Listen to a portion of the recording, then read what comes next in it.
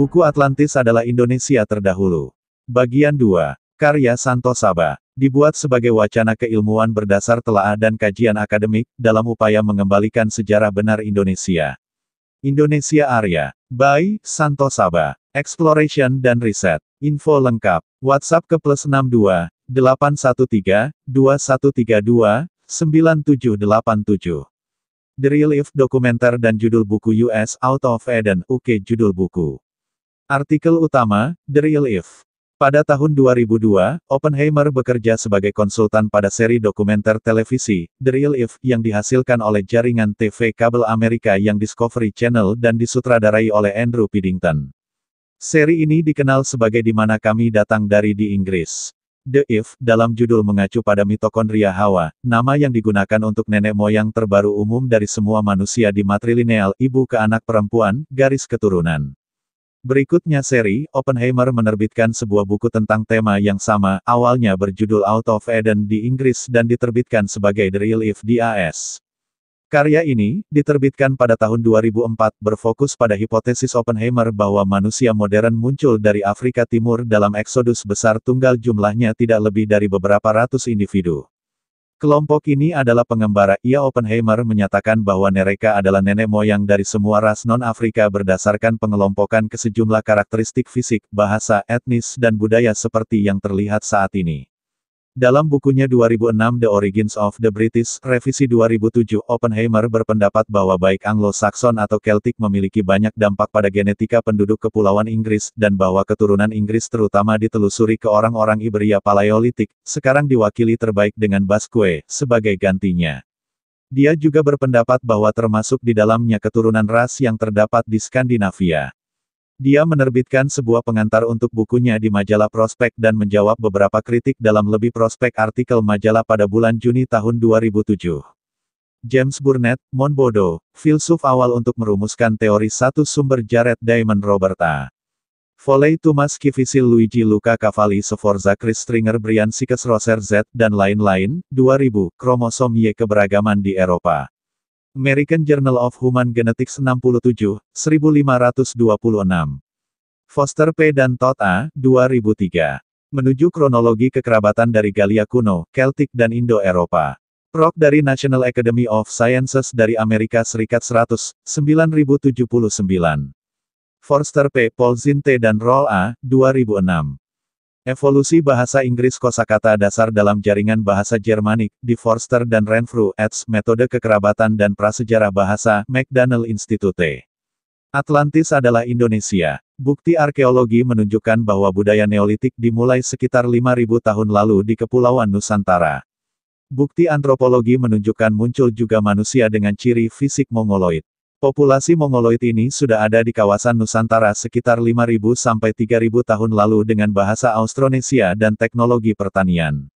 Hasil penelitian menemukan bahwa teori bahwa manusia modern berkembang di beberapa penjuru dunia secara terpisah, multi-origin.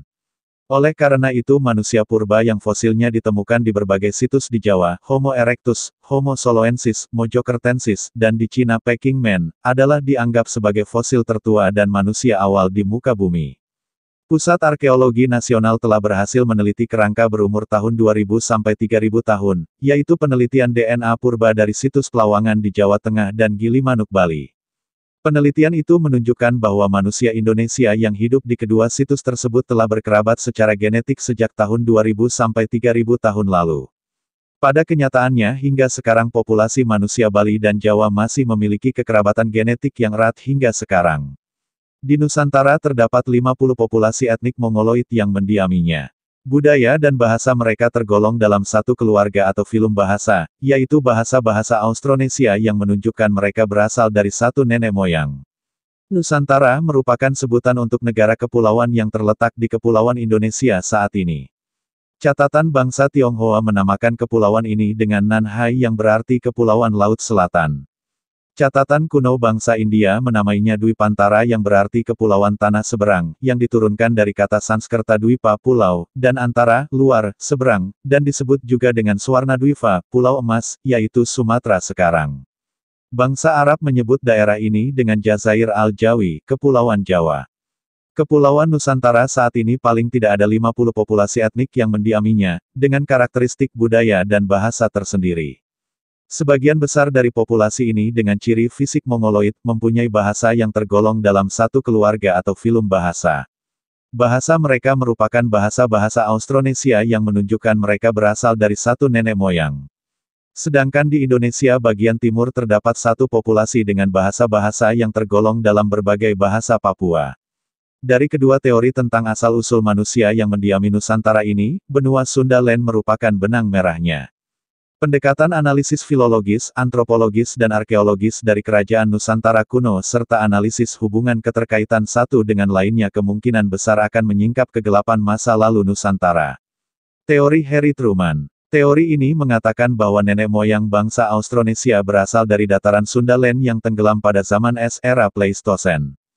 Populasi ini peradabannya sudah maju, mereka bermigrasi hingga ke Asia Daratan hingga ke Mesopotamia, mempengaruhi penduduk lokal dan mengembangkan peradaban.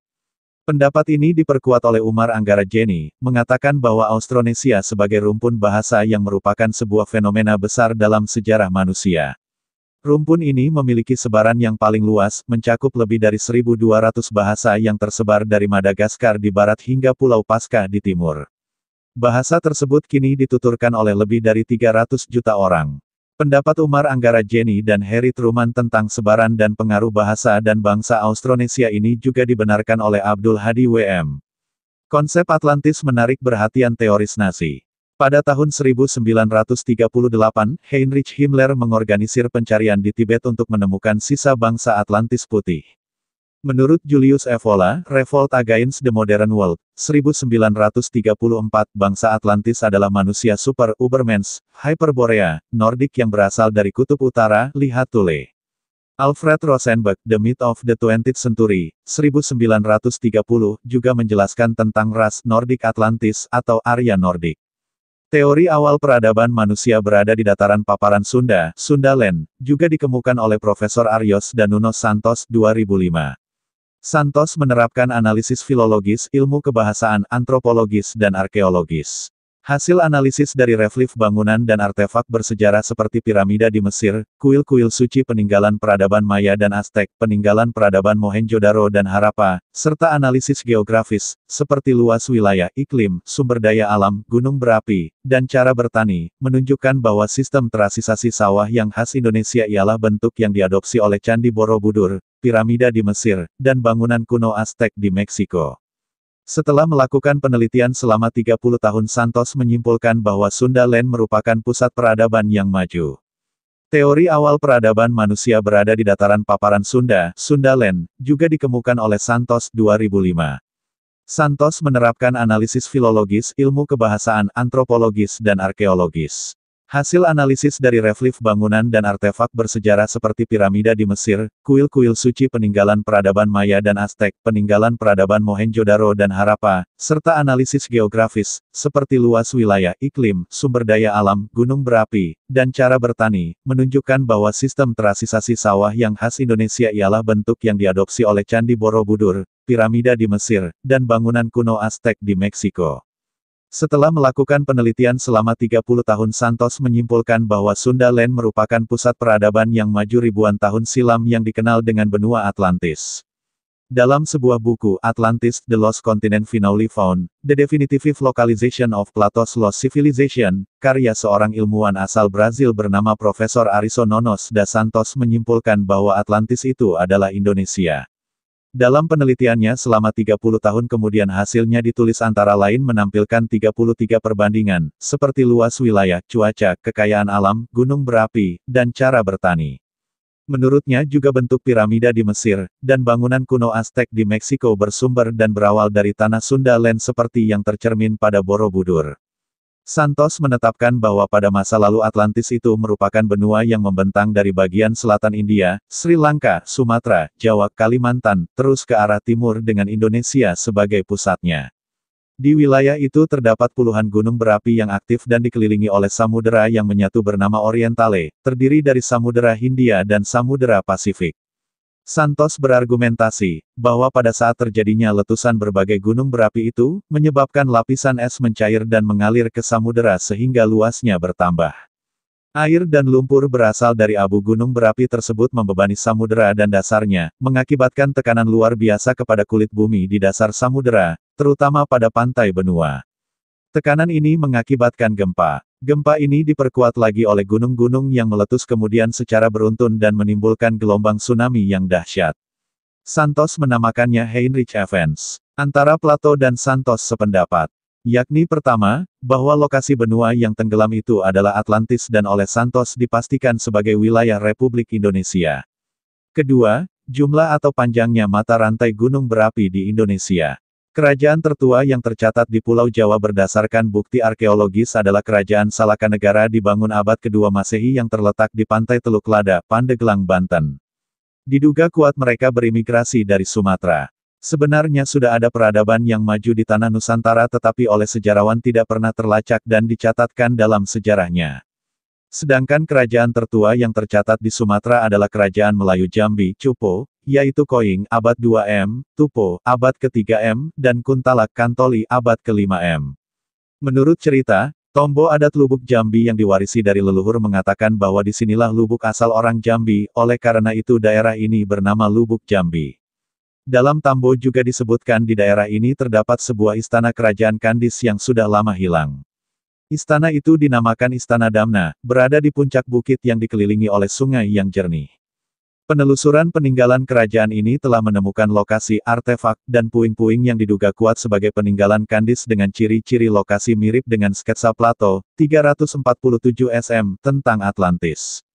Kerajaan Salakanegara. Kerajaan Salakanagara, Salaka berarti perak atau Raja Tapura. Sumbernya tercantum pada naskah Wangsakerta. Kerajaan ini dibangun tahun 130 Masehi yang terletak di pantai Teluk Lada wilayah Kabupaten Pandeglang, Banten. Raja pertamanya yaitu Dewa Warman yang memiliki gelar Prabu Darmalokapala. Dewa Warman Haji Rakja Gapura Sagara yang memerintah sampai tahun 168 M. Dalam babat suku Sunda, kota Perak ini sebelumnya diperintah oleh tokoh Akitirem Sang Aki Luhur Mulia atau Akitirem, waktu itu kota ini namanya Pulasari. Akitirem menikahkan putrinya yang bernama Pohaci Larasati dengan Dewa Warman. Daerah kekuasaan kerajaan ini meliputi semua pesisir Selat Sunda yaitu pesisir Pandeglang, Banten ke arah timur sampai Agrabin Tapura, situs Gunung Padang, Cianjur, juga sampai Selat Sunda hingga Krakatau atau Apui Nusa, Nusa Api, dan sampai pesisir selatan Suwarna Bumi, Pulau Sumatera. Ada juga dugaan bahwa kota Arger yang ditemukannya Claudius Ptolemaios tahun 150 M itu kota Perak atau Salaknagara ini. Dalam berita Cina dari dinasti Han, ada catatan dari Raja Tiao Pien. Tiao adalah dewa, Pien adalah Warman, dari kerajaan Ye Tiao atau Jawa, mengirim utusan, duta ke Cina tahun 132 M. Orang Minangkabau mengakui bahwa mereka merupakan keturunan Raja Iskandar Zulkarnain, Alexandre the Great, Raja Makedonia yang hidup 354–323 SM. Dia seorang raja yang sangat besar dalam sejarah dunia. Sejarahnya merupakan sejarah yang penuh dengan penaklukan daerah timur dan barat yang tiada taranya. Dia berkeinginan untuk menggabungkan kebudayaan barat dengan kebudayaan timur. Dalam Tambo disebutkan bahwa Iskandar Zulkarnain mempunyai 3 anak, yaitu Maharajo Alif, Maharajo Dipang, dan Maharajo Dirajo. Maharajo Alif menjadi raja di benua Ruhun, Romawi, Maharajo Dipang menjadi raja di negeri Cina, sedangkan Maharajo Dirajo menjadi raja di Pulau Emas, Sumatera. Pada masa dahulu, ada 3 orang yang naik tahta kerajaan, seorang bernama Maharaja Alif yang pergi ke negeri Ruhum, Eropa, yang seorang Maharajo Dipang yang pergi ke negeri Cina, dan seorang lagi bernama Maharajo Dirajo yang menepat ke Pulau Sumatera. Seorang penguasa di negeri Ruhum, Rum, mempunyai seorang putri yang sangat cantik. Iskandar Zulkarnain menikah dengan putri tersebut. Dengan putri itu Iskandar mendapat 3 orang putra, yaitu Maharaja Alif, Maharaja Depang, dan Maharaja Diraja. Setelah ketiganya dewasa Iskandar berwasiat kepada ketiga putranya sambil menunjuk-nunjuk seakan-akan memberitahukan ke arah itulah mereka nanti harus berangkat melanjutkan kekuasaannya.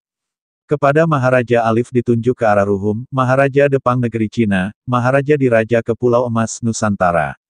Setelah Raja Iskandar wafat, ketiga putranya berangkat menuju daerah yang ditunjukkan oleh ayahnya.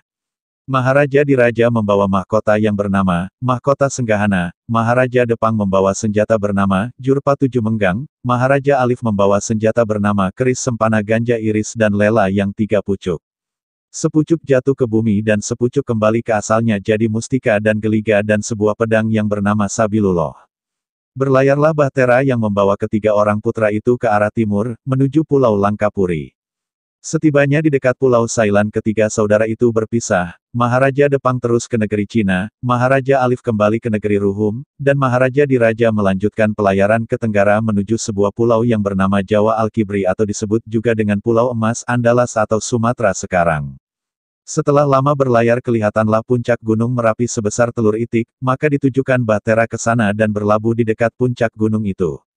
Seiring menyusutnya air laut mereka berkembang di sana. Pulau Perca adalah salah satu sebutan dari nama Pulau Sumatera sekarang. Pulau ini telah berganti-ganti nama sesuai dengan perkembangan zaman. Diperkirakan pulau ini dahulunya merupakan satu benua yang terhampar luas di bagian selatan belahan bumi. Karena perubahan pergerakan kulit bumi, maka ada benua-benua yang tenggelam ke dasar lautan dan timbul pulau-pulau yang berserakan. Pulau Perca ini timbul terputus-putus berjejer dari utara ke selatan yang dibatasi oleh laut. Pada waktu itu Pulau Sumatera bagaikan guntingan kain sehingga pulau ini diberi nama Pulau Perca. Pulau Sumatera telah melintasi sejarah berabad-abad lamanya dengan beberapa kali pergantian nama yaitu Pulau Perca, Pulau Emas, Suwarna Bumi, Pulau Andalas dan terakhir Pulau Sumatera. Pulau Perca terletak berdampingan dengan Semenanjung Malaka yang dibatasi oleh Selat Malaka di bagian timur dan Samudra Hindia sebelah barat sebagai pembatas dengan benua Afrika. Pulau Perca berdekatan dengan Semenanjung Malaka, maka daerah yang dihuni manusia pertama kalinya berada di pantai timur Pulau Perca karena lebih mudah dijangkau daripada pantai bagian barat. Nenek moyang Lubuk Jambi diyakini berasal dari keturunan Raja Iskandar Zulkarnain. Tiga orang putra Iskandar Zulkarnain yang bernama Maharaja Alif, Maharaja Depang dan Maharaja Diraja berpencar mencari daerah baru. Maharaja Alif ke Bandar Ruhum, Maharaja Depang ke Bandar Cina dan Maharaja Diraja ke Pulau Emas, Sumatera. Ketika berlabuh di Pulau Emas, Maharaja Diraja dan rombongannya mendirikan sebuah kerajaan yang dinamakan dengan Kerajaan Kandis yang berlokasi di Bukit Bakar, Bukit Bakau. Daerah ini merupakan daerah yang hijau dan subur yang dikelilingi oleh sungai yang jernih. Maharaja Diraja sesampainya di Bukit Bakau membangun sebuah istana yang megah yang dinamakan dengan Istana Damna. Putra Maharaja Diraja bernama Darmaswara dengan gelar Mangkuto Maharaja Diraja, putra mahkota Maharaja Diraja, dan gelar lainnya adalah Datuk Rajo Tunggal, lebih akrab dipanggil. Datuk Rajo Tunggal memiliki senjata kebesaran yaitu keris berhulu kepala burung Garuda yang sampai saat ini masih dipegang oleh Daniel gelar Datuk Mangkuto Maharajo Dirajo. Datuk Rajo Tunggal menikah dengan putri yang cantik jelita yang bernama Bunda Pertiwi. Bunda Pertiwi bersaudara dengan Bunda Darah Putih. Bunda Darah Putih yang tua dan Bunda Pertiwi yang bungsu. Setelah Maharaja Diraja wafat, Datuk Rajo Tunggal menjadi raja di Kerajaan Kandis. Bunda Darah Putih dipersunting oleh Datuk Bandaro Hitam. Lambang Kerajaan Kandis adalah sepasang bunga raya berwarna merah dan putih. Kehidupan ekonomi Kerajaan Kandis ini adalah dari hasil hutan seperti damar, rotan, dan sarang burung layang-layang, dan dari hasil bumi seperti emas dan perak. Daerah Kerajaan Kandis kaya akan emas, sehingga Rajo Tunggal memerintahkan untuk membuat tambang emas di kaki Bukit Bakar yang dikenal dengan tambang titah, artinya tambang emas yang dibuat berdasarkan titah raja. Sampai saat ini bekas peninggalan tambang ini masih dinamakan dengan tambang titah. Hasil hutan dan hasil bumi Kandis diperdagangkan ke Semenanjung Melayu oleh Menteri Perdagangan Dat. Bandaro Hitam dengan memakai ojung atau kapal kayu. Dari Malaka ke Kandis membawa barang-barang kebutuhan kerajaan dan masyarakat. Demikianlah hubungan perdagangan antara Kandis dan Malaka sampai Kandis mencapai puncak kejayaannya. Menteri Perdagangan Kerajaan Kandis yang bolak-balik ke Semenanjung Malaka membawa barang dagangan dan menikah dengan orang Malaka. Sebagai orang pertama yang menjalin hubungan perdagangan dengan Malaka dan meninggalkan cerita Kerajaan Kandis dengan Istana Damna kepada anak istrinya di Semenanjung Melayu. Pada lokasi ini, ditemukan hal-hal yang mencirikan bukit tersebut sebagai peninggalan peradaban manusia. Lebih kurang 2 km sebelum Bukit Bakar ditemukan batu kares, karang laut yang berjejer. Batu ini diduga sebagai pagar lingkar luar kerajaan. Batu kares yang diduga sebagai pagar lingkar luar kerajaan. Pada bukit yang dikelilingi oleh sungai yang sangat jernih, pada bagian puncaknya ditemukan batu kares yang memenuhi puncak bukit batu kares itu pada lereng bagian timur dan utara tersingkap, sedangkan lereng selatan dan barat tertimbun. Lereng tenggara ditemukan seperti tiang batu yang diduga bekas menara istana. Pada lereng timur bukit sebelah atas kira-kira 1.200 meter dari sungai ditemukan mulut goa yang diduga pintu istana, akan tetapi pintu ini pada bagian dalam sudah tertutup oleh reruntuhan batu. Pintu goa ini tingginya 5 meter dengan ruangan di dalamnya sejauh 3 meter, dan dalam goa tersebut terlihat seperti ada ruangan besar di dalamnya namun sudah tertutup. Pada lereng bukit bagian selatan sampai ke barat ditemukan teras sebanyak 3 tingkat, diduga bekas cincin air, sementara lereng utara sampai timur sangat curam dan terlihat seperti terjadi erosi yang parah. Teras ini lebarnya rata-rata 4 meter, jarak antara sungai dengan teras pertama kira-kira 200 meter, teras pertama dengan teras kedua kira-kira 400 meter, teras kedua dengan teras ketiga kira-kira 500 meter dan panjang lereng diperkirakan 1.500 meter. Berdasarkan analisa di peta bukit ini dari timur ke barat berdiameter 3.000 meter, dan dari utara ke selatan berdiameter 3.000 meter, beda elevasi antara sungai dengan puncak bukit 245 meter. Pada lereng barat daya, kira-kira pada ketinggian lereng 800 meter ditemukan mata air yang mengalir deras. Ukuran ini berdasarkan perkiraan di lapangan dan pengukuran di peta satelit. Untuk mendapatkan ukuran sebenarnya perlu pengukuran di lapangan. Melihat ciri-ciri atau karakter lokasi, lokasi ini sangat mirip dengan sketsa kerajaan Atlantis yang ditulis dalam mitologi Yunani, Timaeus dan Critias karya Plato, 360 SM. Karya Plato ini menyebutkan, Poseidon mengukir gunung tempat kekasihnya tinggal menjadi istana dan menutupnya dengan 3 parit bundar yang lebarnya meningkat bervariasi dari 1 sampai 3 stadia dan terpisah oleh cincin tanah yang besarnya sebanding. Bangsa Atlantis selalu membangun jembatan ke arah utara dari pegunungan, membuat rute menuju sisa pulau. Mereka menggali kanal besar ke laut, dan di samping jembatan, dibuat gua menuju cincin batu sehingga kapal dapat lewat dan masuk ke kota di sekitar pegunungan. Mereka membuat dermaga dari tembok batu parit. Setiap jalan masuk ke kota dijaga oleh gerbang dan menara, dan tembok mengelilingi setiap cincin kota. Tembok didirikan dari bebatuan merah, putih dan hitam yang berasal dari parit, dan dilapisi oleh kuningan, timah dan orichalcum, perunggu atau kuningan.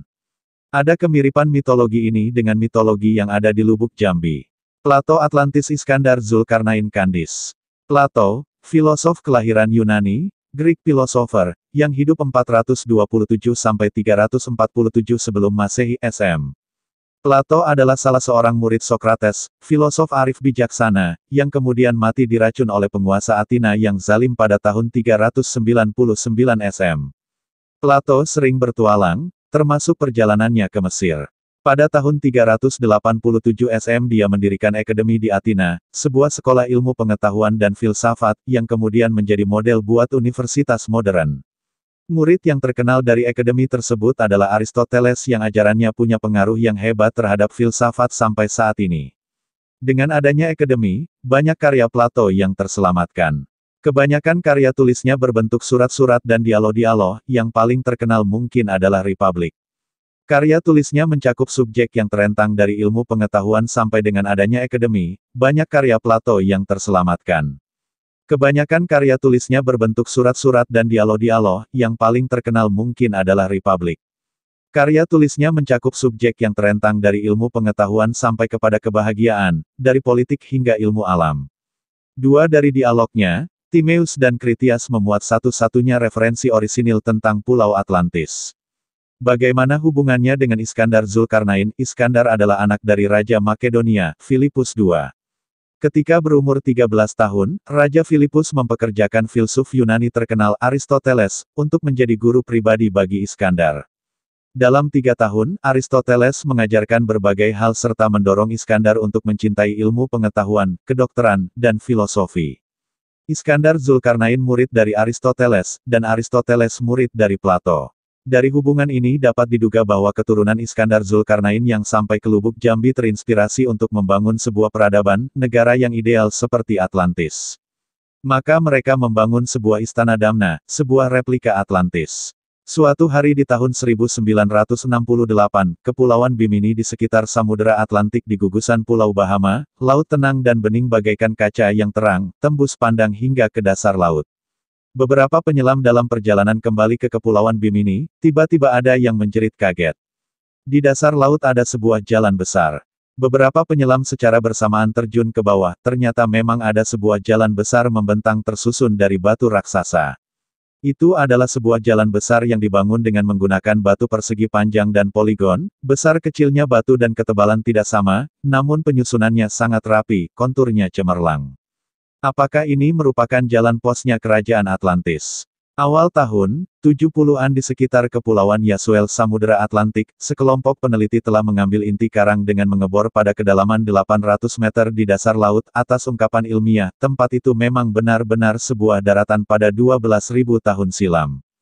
Kesimpulan yang ditarik atas dasar teknologi ilmu pengetahuan, begitu mirip seperti yang dilukiskan Plato. Namun, apakah di sini tempat tenggelamnya kerajaan Atlantis? Terdapat beberapa catatan tentang usaha para ilmuwan dan orang-orang dalam pencarian untuk membuktikan bahwa Atlantis itu benar-benar pernah ada. Menurut perhitungan versi Plato, waktu tenggelamnya kerajaan Atlantis, kurang lebih 11.150 tahun yang silam. Plato pernah beberapa kali mengatakan, keadaan kerajaan Atlantis diceritakan turun-temurun.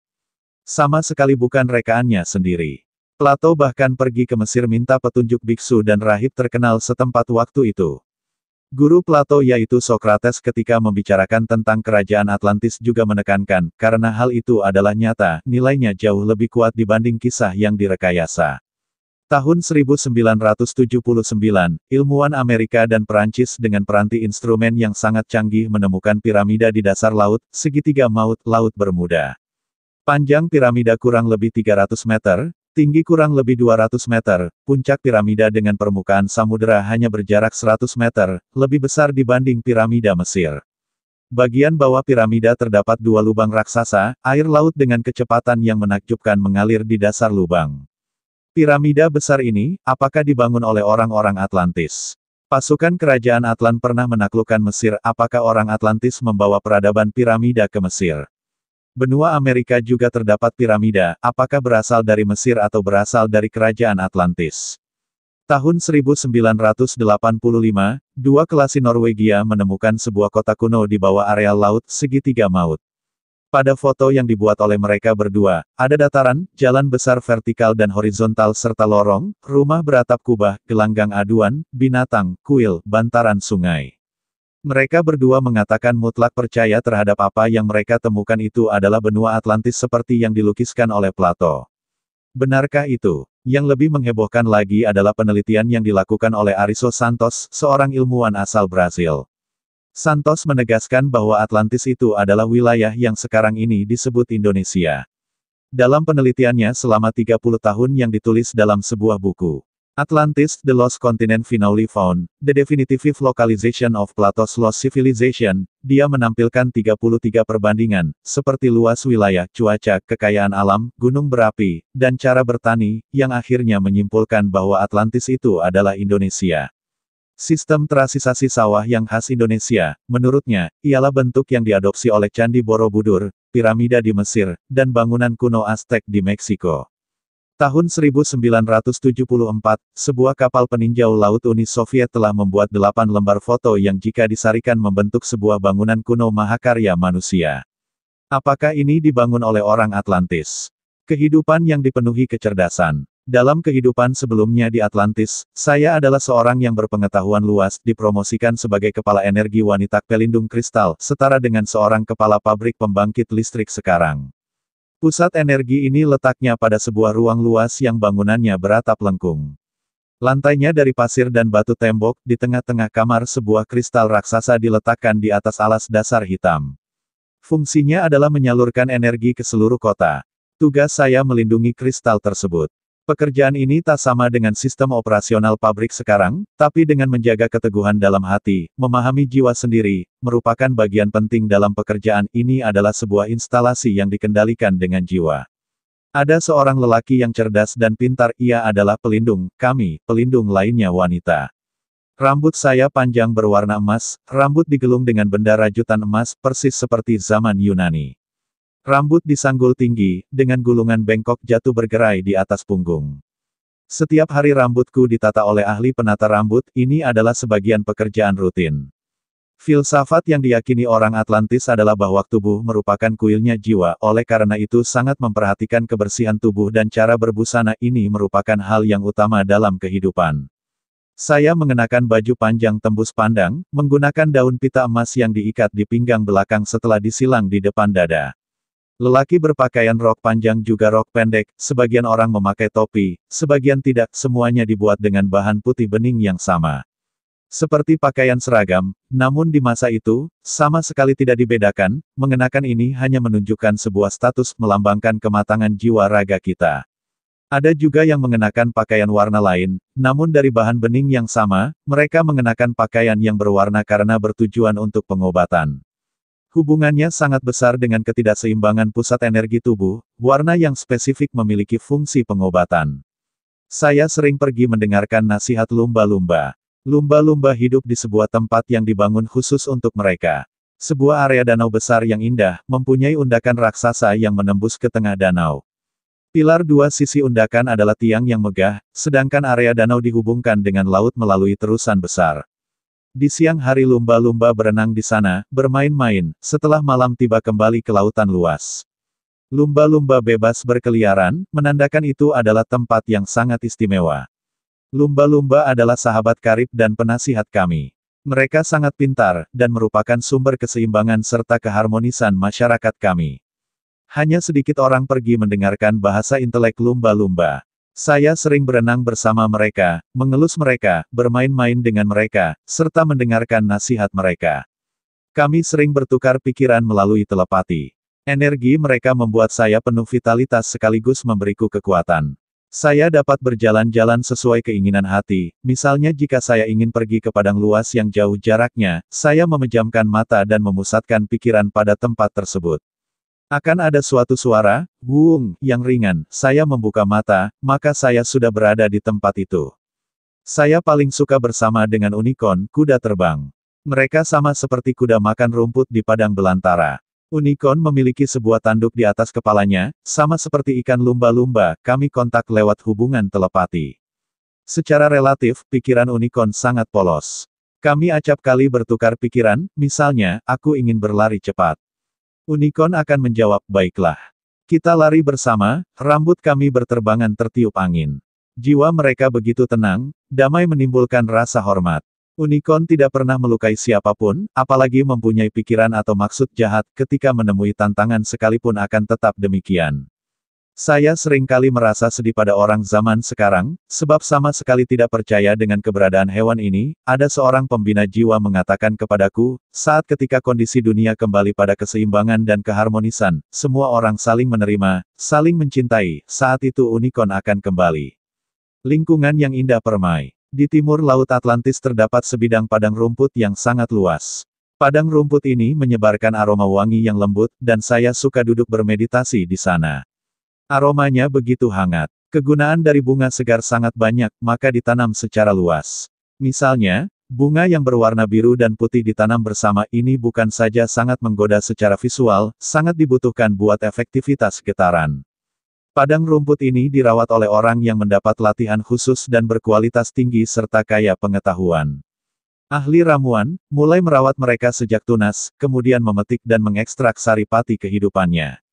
Di lingkungan kerja di Atlantis, jarang ada yang berposisi rendah.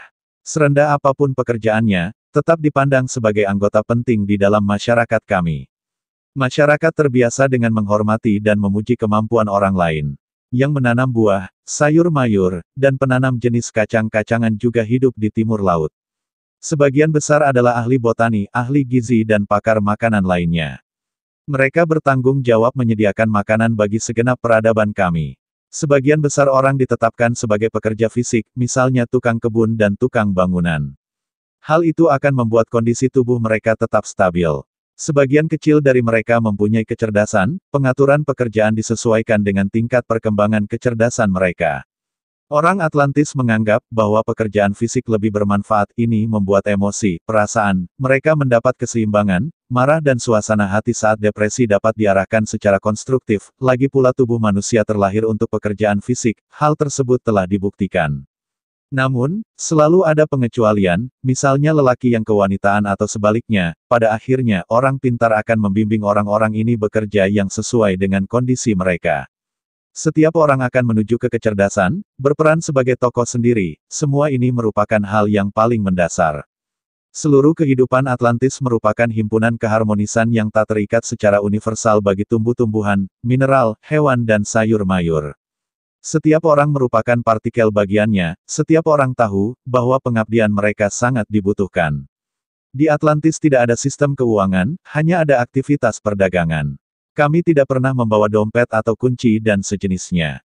Jarang ada keserakahan atau kedengkian, yang ada hanya kebulatan tekad. Teknologi yang tinggi. Di Atlantis ada sarana terbang yang modelnya mirip piring terbang UFO, mereka menggunakan medan magnet mengendalikan energi perputaran dan pendaratan. Sarana hubungan jenis ini biasa digunakan untuk perjalanan jarak jauh. Perjalanan jarak pendek hanya menggunakan katrol yang dapat ditumpangi 2 orang. Ia mempunyai sebuah mesin yang mirip seperti kapal hidrofoil, prinsip kerja sama dengan alat terbang, juga menggunakan medan energi magnet. Yang lainnya seperti makanan, komoditi rumah tangga atau barang-barang yang berukuran besar, diangkut dengan cara yang sama menggunakan alat angkut besar yang disebut subers. Atlantis adalah sebuah peradaban yang sangat besar, kami berkomunikasi menggunakan kapal untuk menyiarkan berita ke berbagai daerah. Sebagian besar informasi diterima oleh orang pintar, melalui respons batin, mereka memiliki kemampuan menerima dengan cara yang istimewa, ini mirip dengan stasiun satelit penerima, dan sangat akurat. Maka, pekerjaan mereka adalah duduk dan menerima informasi yang disalurkan dari tempat lain. Sebenarnya, dalam pekerjaan, cara saya mengoperasikan kristal besar, juga dikerjakan melalui hati. Pengobatan yang maju. Dalam peradaban ini, tidak ada penyakit yang parah. Metode pengobatan yang digunakan, semuanya menggunakan kristal, warna, musik, wewangian dan paduan ramuan, dengan mengembangkan efektivitas pengobatan secara keseluruhan. Pusat pengobatan adalah sebuah tempat yang banyak kamarnya. Saat penderita masuk, sebuah warna akan dicatat di tembok. Lalu pasien diarahkan ke sebuah kamar khusus untuk menentukan pengobatan. Di kamar pertama, asisten yang terlatih baik dan berpengetahuan luas tentang pengobatan akan mendeteksi frekuensi getaran pada tubuh pasien. Informasi dialihkan ke kamar lainnya. Di kamar tersebut, sang pasien akan berbaring di atas granit yang datar, sedangkan asisten lainnya akan mengatur rancangan pengobatan yang sesuai untuk pasien. Setelah itu, kamar akan dipenuhi musik terapi, kristal khusus akan diletakkan di pasien. Seluruh kamar penuh dengan wewangian yang lembut, terakhir akan tampak sebuah warna. Selanjutnya, pasien diminta merenung, agar energi pengobatan meresap ke dalam tubuh. Dengan demikian, semua indera yang ada akan sehat kembali warna, menyembuhkan indera penglihatan aroma tumbuh-tumbuhan, menyembuhkan indera penciuman, musik yang merdu, menyembuhkan indera pendengaran, dan terakhir air murni, menyembuhkan indera perasa. Saat meditasi selesai, harus minum air dari tabung. Energinya sangat besar, bagaikan seberkas sinar, menyinari tubuh dari atas hingga ke bawah. Seluruh tubuh bagai telah terpenuhi. Teknik pengobatan selalu berkaitan dengan medan magnet dan energi matahari, sekaligus merupakan pengobatan secara fisik dan kejiwaan. Pendidikan anak yang ketat. Saat bayi masih dalam kandungan, sudah diberikan suara, musik serta bimbingan kecerdasan pada zaman itu. Semasa dalam kandungan, orang pintar akan memberikan pengarahan kepada orang tua sang calon anak. Sejak sang bayi lahir, orang tua merawat dan mendidiknya di rumah, menyayangi dan mencintai anak mereka. Di siang hari, anak-anak akan dititipkan di tempat penitipan anak, mendengar musik di sana, melihat getaran warna dan cerita-cerita yang berhubungan dengan cara berpikiran positif dan kisah bertema filosofis. Pusat pendidikan anak terdapat di setiap tempat. Anak-anak dididik untuk menjadi makhluk hidup yang memiliki intelijensi sempurna. Belajar membuka pikiran agar jasmani dan rohani mereka bisa bekerja sama. Di tahap perkembangan anak, orang pintar memegang peranan yang sangat besar. Pendidik mempunyai posisi terhormat dalam masyarakat Atlantis, biasanya baru bisa diperoleh ketika usia mencapai 60-120 tahun, tergantung pertumbuhan intelijensi. Dan merupakan tugas yang didambakan setiap orang. Di seluruh wilayah, setiap orang menerima pendidikan sejak usia 3 tahun. Mereka menerima pendidikan di dalam gedung bertingkat. Di depan gedung sekolah terdapat lambang pelangi, pelangi adalah lambang pusat bimbingan. Pelajaran utamanya adalah mendengar dan melihat. Sang murid santai berbaring atau duduk, sehingga ruas tulang belakang tidak mengalami tekanan. Metode lainnya adalah merenung, mata ditutup dengan perisai mata, dalam perisai mata ditayangkan berbagai macam warna. Pada kondisi merenung, metode visualisasi seperti ini sangat efektif. Bersamaan itu juga diberi pita kaset bawah sadar.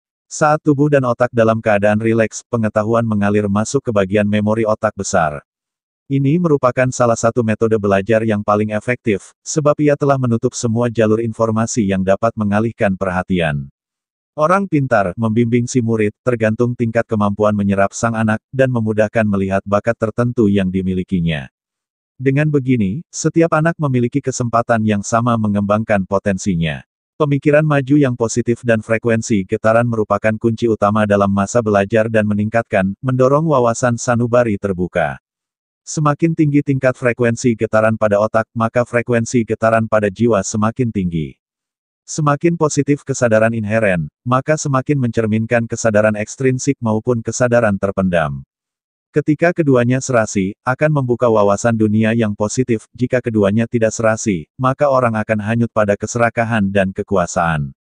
Bagi orang Atlantis, mengendalikan daya pikir orang lain adalah cara hidup yang tak beradab, dan ini tidak dibenarkan. Dalam buku sejarah kami pernah merasa tidak aman dan tenang. Karakter leluhur kami yang tak beradab masih saja mempengaruhi masyarakat kami waktu itu. Misalnya, memilih binatang untuk percobaan. Namun, kaidah intelijensi dengan keras melarang mencampuri kehidupan orang lain. Meskipun kita tahu ada risikonya, namun kita tidak boleh memaksa atau menghukum orang lain, sebab setiap orang harus bertanggung jawab atas perkembangan sanubarinya sendiri. Pada masyarakat itu, rasa tidak aman adalah demi untuk mendapatkan keamanan. Filsafat seperti ini sangat baik, dan sangat dihormati orang-orang ketika itu. Ia adalah pelindung kami. Kiamat yang melanda Atlantis. Saya tidak bersuami. Pada waktu itu, orang-orang tidak ada ikatan perkawinan. Jika Anda bermaksud mengikat seseorang, maka akan melaksanakan sebuah upacara pengikatan.